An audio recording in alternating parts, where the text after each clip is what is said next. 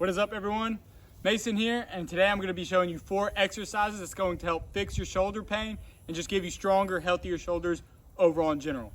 So the first exercise we have is the ATG shoulder rotation. So you're going to need a bench and find you a very light dumbbell. So you're going to sit down, you're going to place one foot on top of the bench, you're going to grab your dumbbell, you're going to place the elbow that's holding the weight onto your knee. You want to have a tall chest, open up your hips, strong stacked wrists, don't be extended or flexed. And then from here, you want to slowly lower that dumbbell as far down as you can without pain, slow and controlled, slight pause at the bottom, and you're going to come right back up. Try to keep this elbow at close to a 90 degree the entire way down and up. You don't want to rush through it. Also, another mistake I see a lot of people do during this movement is they start to open up the elbow joint as they go down. Now we're not at a 90 degree angle. Keep it close. This is going to help strengthen your shoulder in that external rotation and also strengthen when it's fighting gravity on the way down and help increase your mobility in the internal rotation. This is just going to help loosen everything up, strengthen that rotator cuff for your shoulder, and help protect you for whenever you're throwing, bench pressing, because in today's day and age, we are very anterior focused, right? Everything's internal and in front of us. We're always pushing, throwing, punching, shooting, whatever have you. So this is gonna help avoid those imbalances by strengthening that rotator cuff and that back side and just help increase the mobility in the front. So that is the ATG shoulder rotation. Shoot for 2 to 3 sets of 10 to 12 reps. Lightweight, take it slow, work through zero pain during the entire range of motion, and then do the same for that other side. So the next exercise that we have is actually just rear delt flies. Now this is a more common exercise that you see people do in the gym. However, this is a great way to help eliminate that shoulder pain. Like I mentioned earlier, a lot of people are focused on their front delt, right? Their anterior delt, whether they're doing their pushing, push press. So that could cause an imbalance and a weakness in the back. So that's why we want to work those out and help strengthen that rear delt to pull the joints back in place. So what you're going to do, again, lightweight, you can do this standing or you can do it seated. So I'm going to get on this bench here. I'm going to grab my 2 10-pound dumbbells, and you want to have the feet kind of slightly out, chest facing the floor, and you come up. Pinkies lead the way, just like this. Nice, slow, and controlled. Do not squeeze the shoulder blades. This isn't a back exercise. We're just wanting to work that rear delt, that muscle behind our shoulder. So for here, aim for 2 to 3 sets, 12 to 15 reps on this. Try to keep that slight bend in the arm the entire time. Don't be completely locked out when you do this exercise, but also when you're doing it, do not move from the elbow. We're not doing tricep extensions.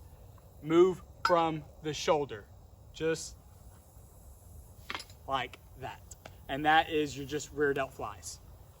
All right, that third one is going to be negatives on the dip bar, so eccentric dips.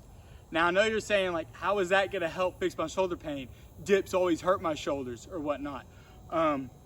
So I know dips can hurt a lot of people's shoulders, especially here in the front.